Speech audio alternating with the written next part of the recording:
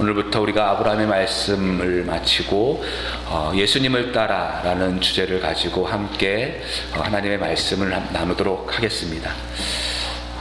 우리의 삶들 속에서 예수님을 닮아가고 또한 예수님을 따라 결단하고 행동하는 일들이 말씀을 통해서 이루어졌으면 좋겠다라는 마음으로 오늘부터 예수님을 따라라는 주제를 가지고 나누겠습니다. 많은 현대 기독교인들이 좋아하고 존경하는 사람 가운데 헨리 나우엔이라는 사람이 있죠. 그는 예수회의 사제입니다. 어릴 적부터 신동이라는 소리를 들으면서 자랐고 32살에 심리학자가 되어 그는 미국에 건너가서 노틀담 대학교에서 그리고 예일 대학교에서 심리학 교수로 자리를 잡았습니다. 그렇게 자리를 잡고 안정된 생활을 하던 그가 가난한 사람을 섬기며 그들과 함께 살고 싶다는 마음으로 남아프리카 공화국에 가게 되어지고 그곳에서 여러 곳을 다니다가 마침내 페루에 정착해서 6개월 동안 페루에 있는 난민들과 함께 살면서 하나님의 소명을 찾게 되어집니다. 하지만은 거기서는 나를 향한 하나님의 소명을 발견할 수 없다라고 생각을 해서 다시 미국에 돌아오게 되어지고 하버드 대학의 신학과 교수로 재직을 하게 되어집니다. 그때 썼던 책들이 베스트셀러가 되어져서 그는 인기 있는 작가로 또한 교수로서 명성을 얻게 되어지죠.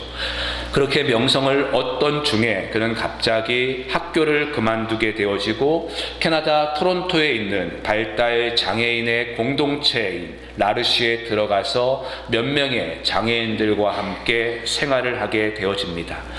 모든 자리를 그만두고 그 라르시 공동체에 들어갔을 때 그의 나이는 53살이었어요. 그리고 그는 거기서 남은 인생의 모든 여정들을 장애인들과 함께 살다가 64살에 하나님의 부르심을 받게 되어집니다. 부귀와 영화를 누릴 수 있고 또한 안정된 삶의 절정에 이르렀다고 생각했을 때에 그는 모든 것들을 다 포기한 채 몇 명의 장애인들과 남은 생애를 그렇게 보내는 것은 미친 짓이거나 아니면 정말로 존경받아 마땅할 일일 것이에요. 처음에는 그의 결정과 그의 행동을 비난하는 사람들도 많이 있었습니다. 그렇게 유능하고 탁월한 사람이 그렇게 하나님이 주시는 달란트를 몇 명의 장애인들과 함께 생애를 보낸다는 것은 재능 낭비이고 인력 낭비라고 말하는 사람도 있었고 또 어떤 이는 광신적인 경건주의에 의한 영웅심이라고 폄하하는 사람들도 있었습니다. 그가 왜 그러한 선택을 했는지 그가 직접 말하지 않았기 때문에 우리는 함부로 그의 생애를 비난하거나 평가할 수는 없을 것이에요. 하지만은 그가 쓴 책 가운데 예수님의 이름으로라는 책에서 그가 그러한 삶을 선택하고 결정했던 중요한 이유를 말하고 있습니다.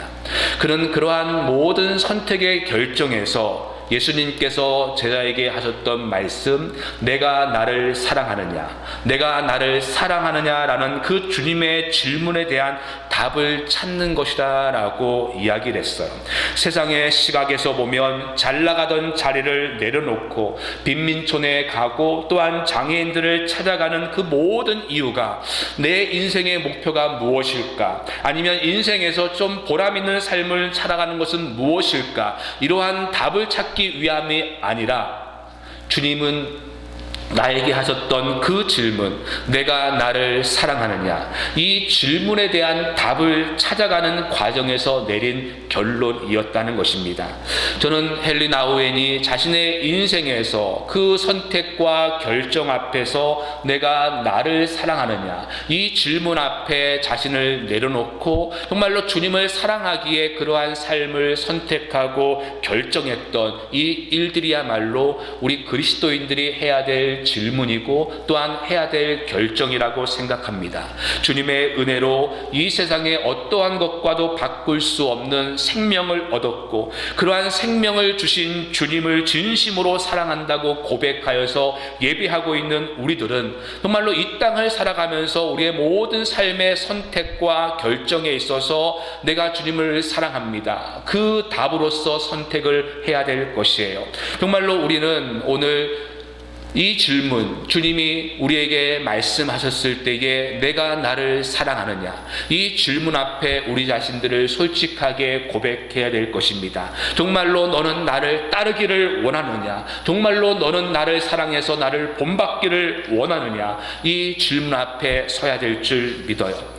여러분, 하지만 많은 그리스도인들이 그리스도를 따라서 주님을 닮아가기보다는 그냥 그 모든 것들을 포기한 채 하나의 종교인으로 살아가는 경향들이 많이 있습니다. 정말로 여러분들은 예수님처럼 살기를 원하십니까? 정말로 여러분들은 예수님을 닮고 싶습니까? 정말로 이 질문은 여러분들에게 예수님을 닮을 수 있는 능력을 묻고 있는 것이 아니라 여러분들의 의지를 묻고 있는 질문입니다. 왜냐하면 많은 그리스도인들이 예수님을 따라 산다는 것은 불가능하다고 생각해서 아예 예수님을 따라가는 삶을 포기한 채 그렇게 살아가는 사람들이 많이 있기 때문에 그래요. 하지만은 우리가 할 수 없어도 포기하지 못하게 하는 것이 우리의 마음의 욕망의 특징이라고 한다면 능력이 문제가 되는 것이 아니라 사실은 능력 없음을 합리화하는 우리의 의지의 문제가 될 것입니다. 여러분, 사람들의 마음속에 무엇을 가지고 싶다거나 무엇을 하고 싶다는 욕망이 생기게 되어지면 그 욕망은 정말로 우리의 능력으로 할 수 없음에도 불구하고, 그래서 많은 사람들이 만류함에도 불구하고 다른 사람들이 다 안 된다고 이야기해도 그 마음에 욕망이 있으면 그 욕망을 따라서 우리는 끊임없이 움직이게 되어 있기 때문에 그렇습니다.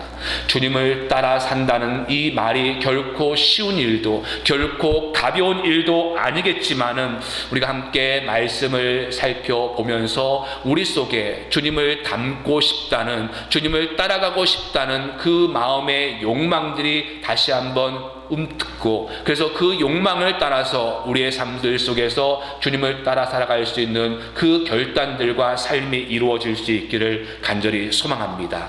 그래서 오늘은 먼저 첫 시간으로 그 예수님의 삶의 소망, 예수님의 그 생애의 목표를 우리가 함께 살펴봄으로써 우리가 가졌던 그 삶의 목표가 아닌 우리의 목표 속에 예수님의 목표를 따라 살아갈 수 있기를 소망합니다. 여러분, 오늘 우리가 읽은 요한복음 17장은 예수님의 기도이죠. 일명 대제사장의 기도라고 부르고 있습니다. 왜냐하면 구약의 제사장들이 성전에서 이스라엘 백성들의 죄를 위해서 기도한 것처럼 우리 예수님께서 그 모든 교회와 제자들을 위해서 기도하였기 때문에 대제사장의 기도라고 이야기하고 있어요. 그런데 인류를 위해서, 교회를 위해서, 제자들을 위해서 기도하기에 앞서서 오늘 우리가 읽은 본문의 말씀은 예수님 당신을 위한 자신의 기도입니다.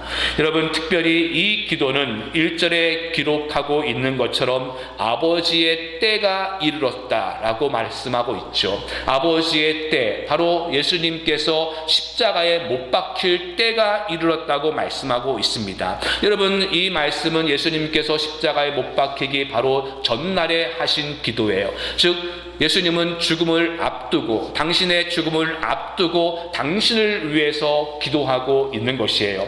여러분, 믿음의 사람들의 기도를 보면 그 사람의 목표와 그 사람의 지금의 생각과 가치를 알 수 있죠. 여러분들이 정말로 마음의 소망이 무엇인가, 그 소망이 그 기도에 담겨져 있습니다. 특별히 죽음을 앞두고 그 하는 기도야말로 그 생에 있어서 진정한 가치와 목표를 발견할 수 있을 것이에요.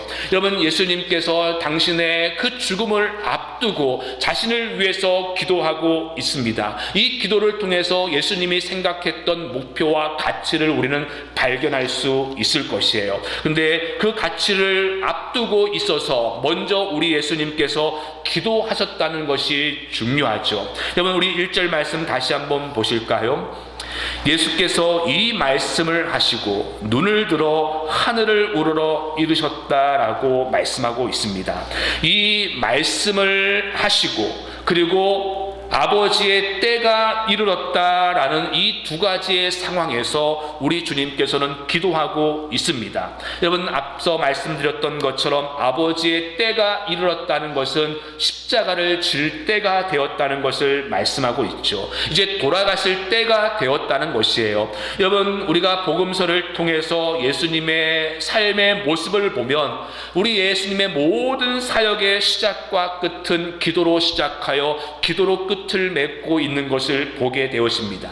공생애를 시작하시기 전에 가장 먼저 광야에 나가셔서 40일 동안 금식하며 기도하셨죠. 그리고 이제 공생애를 시작하기에 제자들을 뽑을 때도 예수님은 기도하신 후에 제자들을 선택하시는 것들을 보게 되었습니다. 많은 이적과 기적을 행하실 때도 예수님께서는 먼저 기도하셨던 것들을 보게 되어져요. 여러분, 예수님의 삶은 한마디로 모든 것들이 기도로 시작하여 기도로 끝을 맺고 있는데, 오늘 십자가에 못 박혀 돌아가시기 전에도 우리 주님께서 하고 계시는 일이 무엇입니까? 기도하고 있는 일입니다. 여러분, 그러니까 예수님께서는 친히 모든 환경 속에서 어떠한 상황 속에서도 먼저 기도하고 있다는 것들을 보게 되어집니다. 여러분, 디모데전서에서 바울도 디모데에게 동일한 권면을 하고 있는 것을 우리는 보게 되어져요. 그러므로 첫째로 권하노니 모든 사람을 위하여 간구와 기도와 도구와 감사를 하라라고 바울이 디모데에게 이야기하죠.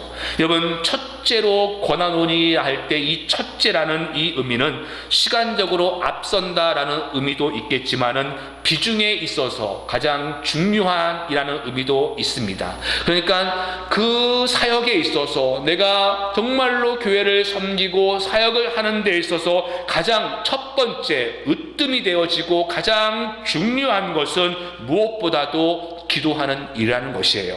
그래서 사도 바울은 기도에 대해서 네 가지로 이야기하죠. 간구와 기도와 도구와 감사를 하라라고 이야기하고 있습니다. 똑같은 기도이지만은 각각의 차이점들을 한번 생각해 보면, 간구라는 것은 특별한 위기와 어려운 상황 속에서 특별한 필요를 느낄 때에 탄원한다는 의미가 있죠. 아마 이러한 상황과 이유로 많은 성도들이 기도할 것 같습니다. 자신의 어려운 상황 속에서 하나님의 특별한 은혜를 도우는 그 기도가 간구이고, 기도라는 것은 일상생활 속에서 하나님께 나가는 인격적인 만남을 의미할 것이에요. 그리고 도구는 나를 위한 기도가 아니라 다른 사람들을 위한, 다른 세상을 위한 기도가 도구이고, 감사는 하나님께 받은 모든 은혜에 대한 그 영광을 올려드리는 것이 감사일 것입니다. 그러니까 종합해서 보면 간구와 기도와 도구와 감사, 그러니까 모든 상황 속에서든 어떠한 환경에서든 가장 우선시 해야 될 일은 다름이 아니라 기도하는 것이라고 바울은 강조하고 있어요. 여러분, 예수님의 생애도 기도로 시작하였다면 기도로 생을 마치는 것들을 보게 되어집니다. 그 십자가상에서도 우리 예수님께서 마지막으로 하셨던 것도 기도였던 것들을 보게 되어져요. 여러분, 왜 주님께서는 기도가 그렇게 인생의 시작이고 기도가 인생의 끝이라고 말할 수 있을 만큼 기도하는 삶을 사셨을까요? 여러분, 그 이유가 어디에 있습니까? 그 이유는 기도함을 통하여서 당신의 삶의 목표와 당신의 삶의 소망을, 하나님의 뜻을 이루는데 그렇게 조율할 수 있기 때문에 그렇습니다. 여러분, 1절 다시 보시면 예수께서 이 말씀을 하시고 눈을 들어 하늘을 우러러 이르시되 아버지의 때가 이르렀사오니 아들을 영화롭게 하사 아들로 아버지를 영화롭게 하게 하옵소서. 여러분, 예수님의 기도가 두 가지의 상황을 전제하고 있어요. 하나는 예수님께서 십자가에 못 박혀 돌아가실 아버지의 때가 이르렀기 때문에 예수님께서는 기도하셨고, 또한 이 기도가 이 말씀을 하신 후에 눈을 들어 하나님 앞에 기도했다라고 말씀하고 있습니다. 이 말씀을 하신 후에 기도하였다라고 말하고 있어요. 여러분, 이 말씀이라는 것은 요한복음에서 보시면 13장부터 16장까지 마가의 다락방에서 예수님께서 제자들에게 하셨던 말씀이죠. 여러분, 요한복음 13장부터 17장까지는 모두 한 장소, 마가의 다락방에서 했던 일들입니다. 13장에서 예수님께서는 제자들의 발을 씻기고 난 뒤에 이제 그 제자들을 향해서 마지막 그 설교를 하게 되어져요. 그 설교가 바로 16장까지 이루고 있습니다. 그리고 그 설교가 끝이 나자 바로 우리 주님은 하늘을 우러러서 기도하기 시작한 것이에요. 그러니까 예수님께서 긴 말씀을 제자들에게 하신 뒤에 하나님 앞에 기도하고 있는 것이죠. 여러분, 여기서 그 기도의 가장 핵심이고 정말로 기도의 가장 중요한 것이 무엇인지를 우리는 알 수 있습니다. 기도는 우리로 하여금 하나님의 말씀으로 살아갈 수 있도록 결단하게 한다는 것입니다. 여러분, 우리가 하나님의 말씀을 제대로 들었다면 우리는 그 말씀으로 인하여서 기도할 수밖에 없습니다. 하나님의 말씀을 듣고 난 뒤에도 전혀 기도하고 싶은 마음이 일어나지 않거나 기도의 필요성을 느끼지 못한다면 여러분, 그것보다 잘못된 일은 없을 것이에요. 우리가 하나님의 말씀을 제대로 받았다면 우리는 정말로 마음의 말씀을 가지고 기도의 자리로 나갈 수밖에 없습니다. 왜요? 우리가 하나님의 말씀을 제대로 들었다면 진리 되신 하나님의 말씀의 근거에서 우리의 삶과 우리의 생각과 우리의 모든 것들을 되돌아보게 되어 있기 때문에 그렇습니다. 자신의 생각이 얼마나 하나님의 생각과 다르고 자신이 힘써서 이루고자 하는 일들이 하나님의 뜻과 얼마나 다른지를 말씀을 통해서 발견하게 되어지면 그 말씀 앞에서 내 삶이 다시 한번 하나님과 조율될 수 있도록 기도하게 되어지고 내 뜻이 하나님의 뜻과 어긋났다는 것들을 보면서 하나님 앞에 회개하며 내 것을 내려놓을 수 있도록 하나님 앞에 기도하게 되어 있는 것이에요. 말씀대로 살아가지 못한 자신의 모습을 보면서 나의 연약함들을 내려놓고 하나님 앞에 회개하며 기도하게 되어 있는 것이죠. 즉, 기도는 나의 삶을 하나님의 뜻대로 결단하게 바꾸는 것이 기도의 가장 핵심입니다. 여러분, 제자들을 보세요. 앞서 13장이 시작되면서 제자들은 누가 큰지에 대해서 서로 다투고 논쟁했습니다. 내가 더 크고 내가 너희보다 더 높다라고 서로 다투고 있었어요. 그래서 마가의 다락방에 들어갔을 때 누구 하나 예수님의 그 발을 씻길 물을 준비하지 않았습니다. 나는 너보다 높은 자이기 때문에 너희들이 해야 될 것이라는 그 마음 때문에 서로가 다투기만 하고 예수님의 발을 씻길 물을 누구도 준비하지 않았어요. 그러한 제자들의 모습을 보면서 예수님께서는 당신이 스스로 그 물을 떠다다가 오히려 제자들의 발을 씻기시죠. 그러면서 하시는 말씀이 무엇입니까? 너희도 서로 발을 씻어 주어야 될 것이며 섬기는 자가 참으로 높은 자가 될 것이다 라고 말씀하고 있습니다. 여러분, 제자들이 이 말씀을 제대로 들었다면 그렇게 살지 못하는 자신의 삶 때문에 기도할 수밖에 없는 것이에요.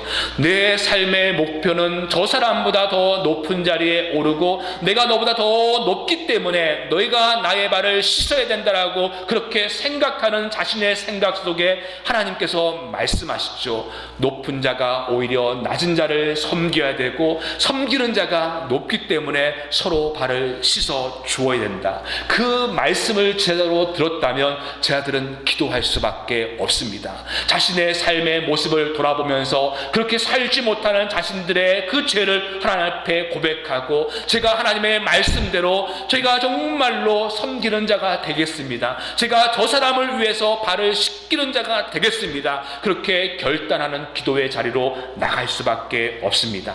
그런데 말씀을 들었음에도 불구하고 우리의 마음에 전혀 기도할 마음이 생기지 않고 또한 기도할 필요조차 느끼지 못한다는 것은 무엇이겠습니까? 그것은 바로 말씀은 들어도 나는 그 말씀대로 전혀 살아가지 않겠다는 자신의 굳은 의지의 표현인 것이에요. 아무리 하나님께서 나에게 말씀하셔도 성경이 뭐라고 이야기해도 그 말씀 때문에 내가 기도하지 못한다면 내 뜻을 꺾지 않겠다는 것이죠. 나는 내 생각대로 살겠다는 그 의지의 표명일 것입니다. 하나님의 말씀은 나와 아무런 관계도 없다는 것일 것이에요.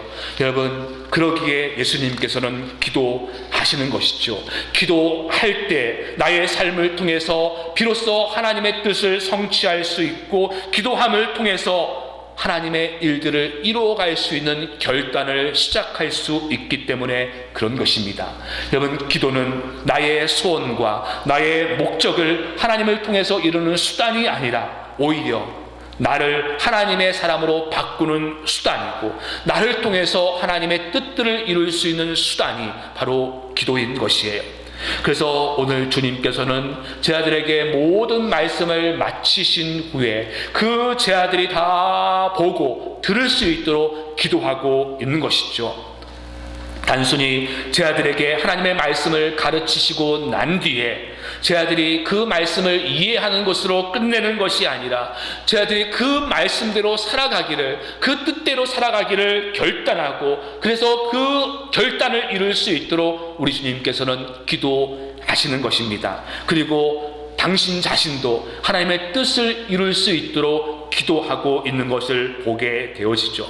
여러분, 그래서 보세요. 예수님께서는 이 모든 말씀을 마치신 후에 아버지의 때가 이르렀다는 것들을 아시고 당신을 위해서 기도하시는데 그 기도의 제목이 무엇입니까? 1절 하반절 말씀 다시 보시면 아들을 영화롭게 하사 아들로 아버지를 영화롭게 하게 하옵소서. 여러분, 우리 주님께서 당신의 십자가를 앞두고 자기 자신을 위해서 기도하시는데 그 기도의 제목이 무엇입니까? 아들로 아버지를 영화롭게 하게 하옵소서. 여러분, 이것이 예수님의 기도의 제목이고 예수님의 생애의 목표죠. 나로 하여금 아버지께 영광을 올려드리는 삶을 살게 하옵소서. 여러분, 이 기도에 예수님의 삶의 가치와 삶의 목표와 삶의 내용이 무엇인지를 분명하게 보여주고 있습니다. 예수님의 삶의 목표는 무엇입니까? 나로 하여금 아버지의 영광이 되게 하옵소서. 나를 통하여서 아버지를 영화롭게 하게 하옵소서. 하나님의 영광을 이루는 삶, 나의 모든 삶을 통해서 하나님께 영광 돌리는 삶을 살기를 우리 주님께서는 원하시고 있는 것이에요. 이것이 예수님의 생애의 목표였고 예수님의 생애의 소원이었고 예수님의 생애의 가치였습니다. 이것 때문에 늘 주님은 기도하고 있는 것이에요. 자신의 삶의 모든 목표 속에서 하나님의 뜻과 하나님의 영광을 이룰 수 있도록 우리 주님은 늘 기도하고 있는 것이에요. 여러분, 바울도 동일하게 우리의 성도의 모든 목표는 주님의 목표처럼 하나님께 영광이 되는 삶이어야 된다고 말하고 있습니다. 너희는 먹든지 마시든지 무엇을 하든지 다 하나님의 영광을 위해서 하라라고 말씀하고 있죠. 우리의 모든 삶의 목표는 아버지의 영광을 위해서 하나님의 영광을 위해 살아가야 된다라고 말씀하고 있어요. 근데 여러분, 우리가 하나님께 영광을 돌리는 삶을 살아야 되는데 어떻게 영광을 돌리는 삶을 살 수 있습니까? 4절에 보시면 이렇게 말씀하고 있습니다. 아버지께서 내게 하라고 주신 일을 내가 이루어 아버지를 이 세상에서 영화롭게 하였다라고 말씀하고 있죠. 여러분, 주님이 어떻게 하나님께 영광을 올려드리는 삶을 살 수 있다고 말합니까? 아버지께서 내게 하라고 주신 일, 아버지께서 내게 하라고 그 주신 일을 이루어서 내가 아버지를 영화롭게 할 수 있다라고 말하고 있습니다. 여러분, 하나님께서 예수님께 하라고 하신 일이 무엇입니까? 바로 인류를 위해서 골고다에 십자가를 지고 죽는 일입니다. 십자가에서 고난당하는 일이 하나님께서 예수님께서 하라고 하신 일이에요. 여러분, 이 땅에 보내어서 예수님께서 이루고자 하시는 일은 다른 일이 아니라 온 세상을 위해서 십자가를 지는 일입니다. 이것이 하나님께서 아들 예수에게 주신 일이에요. 여러분, 그 일을 통해서 아버지께 영광이 되어진다라고 말하고 있죠. 여러분, 우리는 늘 이와 같은 기도를 하기를 좋아합니다. 하나님, 이 땅에서 제가 하나님께 영광을 올려드리기를 원합니다. 나의 삶을 통해서 영광 받아 주옵소서라고 기도하기를 원해요. 그리고 그 뒤에 항상 부가적으로 붙이는 것이 무엇입니까? 제가 영광스러운 삶을 통해서 아버지께 영광이 되게 하옵소서. 여러분, 많은 성도가 생각하는 그 영광의 이미지가 무엇입니까? 영광의 이미지는 세상을 호령하고 군림하는 것입니다. 그래서 세상에서 힘 있는 사람이 되어져서 아버지께 영광이 되어지고, 세상에서 성공하여서 아버지께 영광이 되어지고, 이 땅에서 다른 사람들보다 더 나은 자리에 올라서서 아버지께 영광이 되게 하옵소서라고 이야기하고 있어요. 여러분, 그런데 오늘 우리 주님께서 성도가 하나님께 영광을 올려 드릴 수 있는 그 비결이 무엇이라고 말씀하고 있습니까? 다름이 아니라 십자가를 지는 일이라고 말하고 있습니다. 저는 여러분들이 정말로 좋은 자리, 많은 명예를 얻지 말라고 말씀하고 있지 않아요.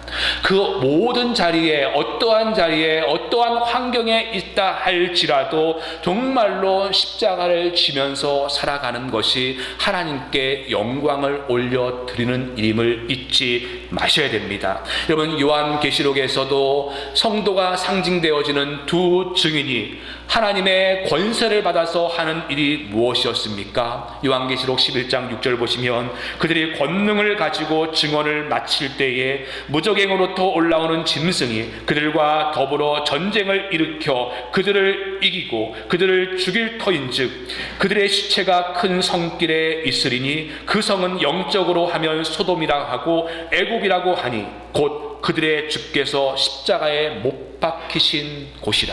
여러분, 교회가 하나님께로부터 권세를 받아서 행하는 일은 다름이 아니라 주님께서 십자가에 못 박혀 돌아가신 그 골고다 길을 교회가 올라가는 것이 참으로 교회의 권세이고 교회의 영광이라고 말씀하고 있는 것이에요. 하나님으로부터 권세를 받았을 때에, 교회가 처음으로 하나님의 권세를 이루었을 때에 하는 일은 주님처럼 십자가를 지고 가는 일이죠. 여러분, 성도의 능력은 세상에서 더 나은 자리, 세상보다 더 높은 자리에 오르는 것이 성도의 능력이 아니라, 성도의 능력은 주님이 주신 십자가를 지고 가는 것입니다. 주님의 십자가를 따라가는 것이 성도의 능력이고 교회의 능력이죠. 십자가를 지며 나아갈 때 비로소 교회가 하나님 앞에 영광을 올려드릴 수 있는 것이고, 성도가 십자가를 지고 주님을 따라가는 그 길을 갈 때에 비로소 아버지께 영광이 될 수 있는 일인 것이에요. 여러분, 성도는 주님의 십자가를 지고 나아갈 때에 비로소 아버지께 영광이 될 수 있음을 알아야 됩니다. 하지만 우리는 여전히 우리의 말 한마디에 좌지우지할 수 있는 힘과 능력을 가지는 것이 성도의 영광이고 권세라고 생각하죠. 여러분, 이 땅에서 성도의 영광과 교회의 영광은 다름이 아니라 주님이 주시는 십자가를 지고 이 세상을 살아가는 것이 참으로 교회가 영광스럽고 참으로 성도가 하나님께 영광을 올려 드릴 수 있는 것이에요. 여러분, 주님이 우리에게 하라고 하시는 일은 여러분들이 어느 자리에 있든지 바로 주님이 주시는 십자가를 지고 주님을 따라가는 길입니다. 이 일이 사실은 결코 쉬운 일이 아니고 결코 쉽게 말할 수 없는 길이기 때문에 주님은 기도하시는 것이에요. 그래서 그 주님은 이 말씀을 하시고 난 뒤에도 겟세마네 동산에서도 기도하시는 것을 보게 되어지죠. 나의 원대로 마옵시고 아버지의 원대로 하옵소서. 이 기도를 하기 전까지 주님은 할 수만 있으면 이 잔을 피해서 가기를 원하였습니다.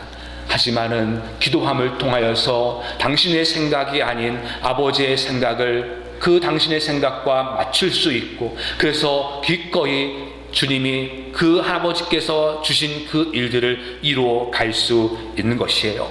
여러분, 우리의 생각과 우리의 소망과 우리의 그 모든 뜻들이 오늘 주님께서 가졌던 아버지께 영광을 올려드리는 일이 될 수 있기를 소망합니다. 이 일은 정말로 다름이 아닌 주님이 주신 십자가를 지는 일입니다.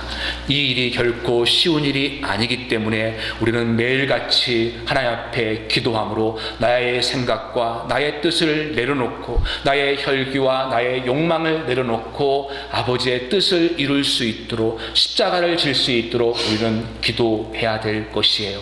기도함을 통하여서 다시 한번 우리의 생각이 하나님의 생각과 합일되어지고, 그래서 우리의 삶을 통해서 아버지께 영광이 될 수 있기를 간절히 소망합니다.